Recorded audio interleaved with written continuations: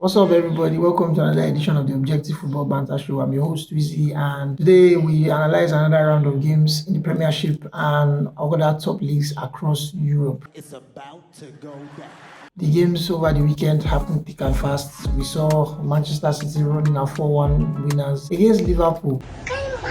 A Liverpool side who many expected would be able to put up a fight, but were humiliated and obviously really humbled by Manchester City. It was really interesting considering that Liverpool scored the first goal by Mo Salah and they looked good value for their lead until Manchester City came back from behind and really steamrolled them. It was really interesting to see players like Virgil van Dijk, Mo Salah, and Gakpo not really play to their very best. It's just wonder what is wrong with the Liverpool squad really. A lot is really going on. Fabinho looks like a shadow of himself. Trent Alexander-Arnold can't defend to save his life. For all the good crosses and all the forward runs and the forward balls, it just doesn't cut it for me defensively, I'm afraid. Virgil van Dijk just looks like he'd rather be somewhere else. That intensity, that aura that used to be around him just seems to have disappeared. Strikers are not afraid to take him 1v1. It's really very difficult for Liverpool to bring a couple of wins together right now, and it's making their position on the table look really frightening by their own standards, of course. Manchester City chasing Arsenal, they were 8 points behind before the game began on the game week day, and they covered it to 5 points after the 4-1 win. It was a very sleek performance by Jack Grealish. Kevin De Bruyne was in on the goals as well. Julian Alvarez ran riots, and it was interesting to see them play so fluidly without Erling Haaland. A lot has been made about the way Manchester City play their football when Erling Haaland is in the side and when he's not.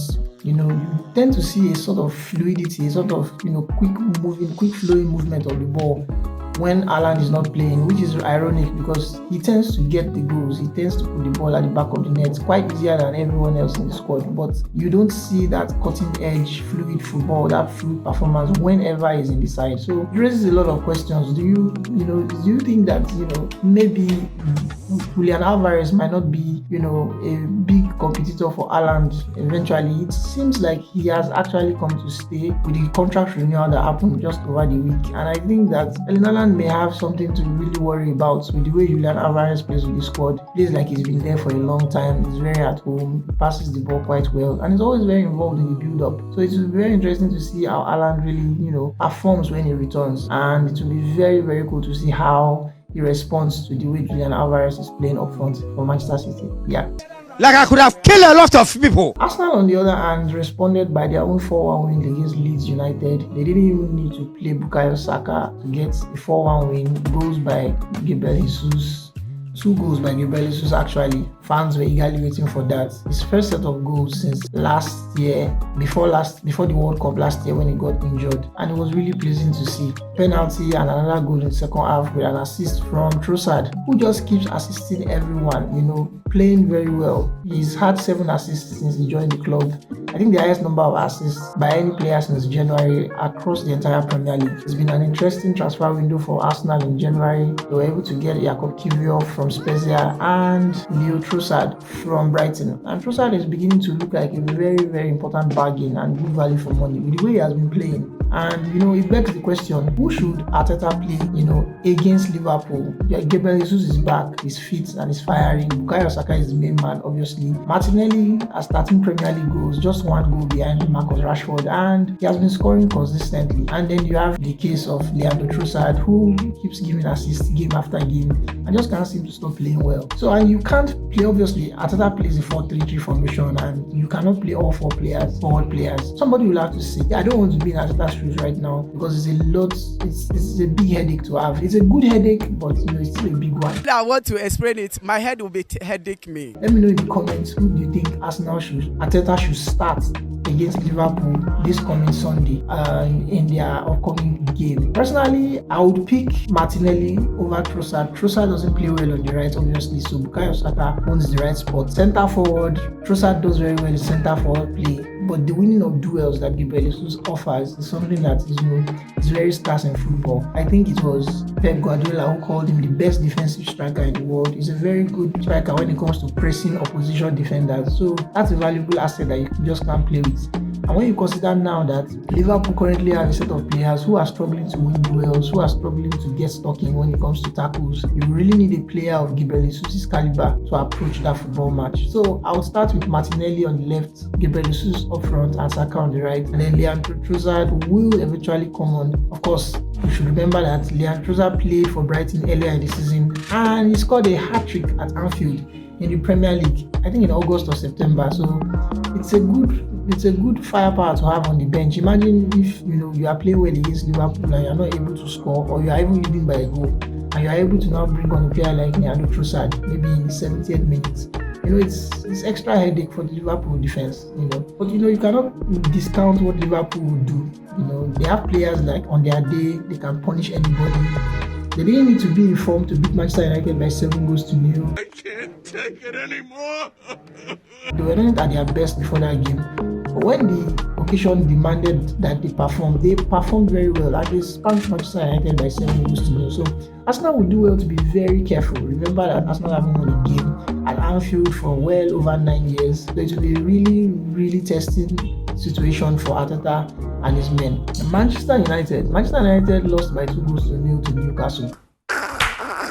The title contenders, the pretenders to the Premier League title, keep pretending, and I don't know why. I want to explain it. My head will be headache me. 2 goals to the good Newcastle, who overtook them in the top 4 race, and Manchester United are now 5th thanks to the Tottenham draw away to Everton last night. Manchester United look like they are a B or C rate side without Casemiro. It's just the situation. I think someone was mentioning the other day that Ten Hag isn't really different from Ralf Rangnick. I think the only difference between Ralf Rangnick and Ten Hag is Casemiro. They basically be running on, one man vibe, really, to be honest. Marcus Rashford has been the difference for Manchester United this season. You take out Marcus Rashford and the goals he scored, and I really struggle to see where Manchester United will have ended up. Manchester United are playing well due to the brilliance of Marcus Rashford and the tenacity of Casemiro in midfield. The defense are struggling to understand each other, especially with David De Gea. There's a lack of understanding there, evidenced by some of the body languages we saw against Newcastle. Rafael Varane particularly was frustrated with the fact that David De Gea couldn't pass the ball, from the back and opted to hoof it in. So to the frustration of some of those defenders, I think that Scott McTominay should never play for Manchester United. That one there was a violation. Personally, I wouldn't have it. I think he's there because of Connect. I swear. I think he's there because Ferguson likes him because he's Scottish. Yeah, man no man. That's what they are doing in that place.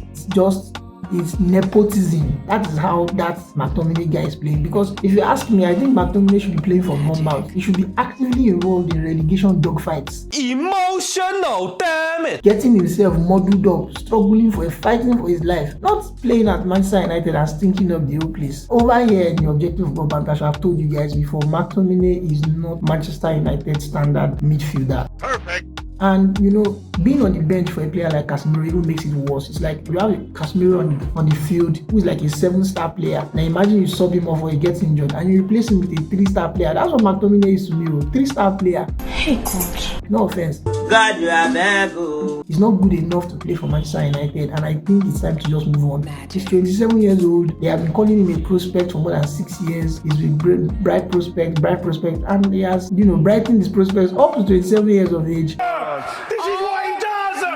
This is what he freaking does! He's never scored a goal of note for Manchester United. He's never really been in the thick of things, and I think it's just time to just let the guy go, I'm afraid. I love it. So Manchester United 22 points behind Arsenal, but hey, there's nothing to worry about. They are still very strong contenders for the title. I mean, it's just 22 points.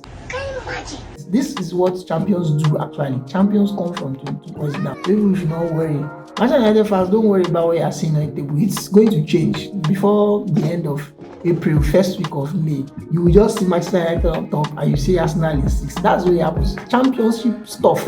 Are you playing? What type of playing is this? You get. Again, I remember that time that they beat Manchester City. Do you remember that time they beat Manchester City? And they were like chatting shit all over the place saying that Arsenal fans are thanking us that we beat Manchester City. They don't realize we are coming for them. Bro, now you are 22 points behind. Who you are coming for? The question now is, do you know who is coming for you? Newcastle is coming for you, Manchester United. In fact, they beat you 2-0, so it's already obvious they are hunting you down. Brentford, Manchester United actually hosts Brentford next, and it's very interesting because Manchester United haven't won a football match against the top 9 teams in the Premier League this season. Can you imagine? It's a very big worry for Ten Hag. He's going to be hosting Brentford. I think he still gets to play Brighton. So all things are really going to be, bright and beautiful for Manchester United if they are going to be playing this way. Casemiro needs to keep a lead on the way he makes tackles and try to keep himself fit. Otherwise, Manchester United will be in serious trouble. Marcus Rashford looks like his goals have dried up lately, but we expect him to come back in form. If he doesn't come back in form, you can be very sure Manchester United are going to be in serious trouble. Long may it continue. They play! Tottenham. I mean, it's the history of the Tottenham. And what can I say? It's the history of Tottenham. They bottle for a living. Wow. Like they were winning by a goal to nil. Harry Kane had scored a penalty after managing to get Doucouré red carded. I mean, he felt down like he had been shot. It was embarrassing for the England captain. Managed to get, the red card. In his defense, though, Doucouré shouldn't have put his hands on his face. I mean, it's wrong. It's against the rules. But come on, Harry Kane. Abba, you be senior man. You be bros. They play! I mean, at that age, you should be behaving like this now. We expect things like that from Anthony in Manchester United. I can't take it anymore. Yeah, that fidget spinner that is so dramatic. Yeah, Anthony. You expect antics like that from players like Anthony, not Harry Kane, England captain. He was on the floor as if he had been killed. Got the penalty to go 1-0 up. Lucas Moura came in, and for some weird reason, for some inexplicable reason, he made a very horrific tackle of Michael Keane. Also got red carded, and Michael Keane was the one who now scored the equalizer deep into extra time. Tottenham stumbling. They had won the game. They would have been 2 points clear of Manchester United in top 4. They would have ended up in 3rd, and Newcastle will be behind them, and Manchester United in 5th. But they fluffed their lines and they threw away 2 points. It really mattered. The more you fuck around, the more you're gonna find out. I mean, it was interesting to see them play post Conte. I mean, remember Daniel Levy, chairman Daniel Levy, sacked Antonio Conte during the international break, and a lot of people were wondering who was going to replace Conte for Tottenham. Christian Stellini, the assistant of Conte, took over Tottenham as soon as Conte left the club, and in his first game, he has played a 1-1 draw with Everton. It was really poor. Heung-min Son again, poor positioning, couldn't stay on side, couldn't pass the ball properly, couldn't get his shots on target. It's really bad to see the way things have happened for him, and at the age that he is, I think it might be time for him to start thinking of moving on to another football club. Mr. Stellini would, be unhappy that he threw away the 2 points in the last few minutes, but then better than, losing the game completely. At least you cannot win, at least do not lose. Tottenham look like they are in shambles right now at the moment. Richarlison again can't seem to score. Remember Gabriel Jesus, who is vying for the number 9 spot in the Brazilian national team with him, got injured during the World Cup, went for surgery, went for rehabilitation, broke up with his girlfriend, made up with his girlfriend, came back from injury, started training outside, he has returned, and he has scored 2 goals. He still has, more goals than Richarlison. I think Gabriel Jesus has 7 league goals. Richarlison is yet to score 1. Are you playing? Richarlison has not outscored Ben White of Arsenal. Hey, coach. That's how serious it is. Richarlison is beneath players like Ben White for Arsenal. I mean, Benny Blanco, who doesn't even watch football, has scored 2 Premier League goals. Saliba has scored, I think 2 Premier League goals as well. And Richarlison, starting striker for Brazil, number 9, yet to score any goal. I can't take it anymore. Again, it's the history of the Tottenham. Only Tottenham can make this kind of magic happen. So, surprised we are not. God have mercy upon us. The match of the weekend that really, shocked everybody. Not that much, but the outcome, the aftermath. Graham Potter. Hey, y'all, come look at this. The XG philosopher. Graham Potter and the Philosopher's Stone. The XG philosopher. Lost his job after slipping down to 11th with Chelsea. Another one bites the dust. They lost 2-0 to Aston Villa, who a lot of people, seem to have forgotten are playing really well. I mean, Unai Emery has transformed the side. Only Manchester City and Arsenal currently have amassed more points in the Premier League than Aston Villa since Unai Emery arrived. That is how good Aston Villa have become, and so to be really wise, to be careful when playing against Aston Villa at the moment. They look really rejuvenated. Oli Watkins up front is on fire and he's scoring for fun. Chelsea, for all the money they've spent, 600 to 700 million this season, and couldn't score a goal and couldn't, put up a fight against Aston Villa. They lost by 2-0 at home in front of their crowd. Mikhailo Mudryk threw away a 1-on-1 opportunity, I think, on 2 occasions, and things just don't look good at the moment. Pierre-Emerick Aubameyang can't even make the bench. You don't know why it's going on. And, you just knew from the get-go, from the moment the game began, that Chelsea were going to be in serious trouble. A big mistake by Cucurella alongside Koulibaly when they were trying to defend, the overhead ball from Aston Villa led to the mistake. So Oli Watkins, of course, pounced on it and put the ball in the back of the net. Graham Potter was fired immediately after the match, or I think the next day he was fired, and you sort of expected that coming because the jobs market for managers, in European football is always very fluid, especially when one major sacking happens. Earlier in the day, Brendan Rodgers had lost his job for Leicester. Julian Nagelsmann had lost his job for Bayern Munich about 10 days prior. And then you have the small issue of Pochettino, Luis Enrique, and Zinedine Zidane, all currently out of a job at the moment. And Chelsea obviously saw all those movements happening in the job market for managers and decided to just bite the bullet and let Graham Potter leave. It's a shame for a manager who was heralded as someone with a very bright future and likely going to be a future England manager, to see him end that way. Again, many would think he should have just stayed at Brighton and not taking the job because he just wasn't ready. He just didn't have the pedigree or the profile to handle a club like Chelsea, and it's come back to bite him. Chelsea, of course, are now in search for a new manager. They have an interim manager who is managing them, who is going to be in charge against Liverpool, obviously, in the game today. It will be interesting to see what his tactics and his approach will be against Liverpool. Bayern Munich and Dortmund played out a 4-2 win in favor of Bayern Munich, of course. Remember that Thomas Tuchel took the job after Julian Nagelsmann was sacked by Bayern Munich about over a week ago, of course. And, in his first game in charge, he played against his former club, Borussia Dortmund, and he tortured Dortmund by 4-2. In fact, at the end of the first half, they were winning by 3-0. It was a blitzkrieg performance, efficiently dispatched Dortmund, and they are now 2 points clear above Dortmund in the title race for the Bundesliga title. It will be also fun to see how it plays out. Remember that Dortmund play Union Berlin, who are third on the table, in the next game week. Imagine that if Dortmund should recover in that performance and Bayern Munich slip up again in the future, perhaps we could have a title race that will go down to the wire on our hands. Barcelona and Real Madrid had routine wins over the weekend. Remember, Barcelona I think are about 5 to 6 points clear, and with the margins in the La Liga that are usually so tight, you feel like Barcelona are going to run away with the league. Madrid have dropped way too many points, and they are actually currently distracted with the Champions League. Barcelona are currently not in Europe. They are currently not in any competition except the La Liga. And you imagine that if they are not caught bribing any referees again, or if they are not investigated trying to bribe any referees again, That one there was a violation. Personally, I wouldn't have it. perhaps, they might just, have plain sailing and win the league.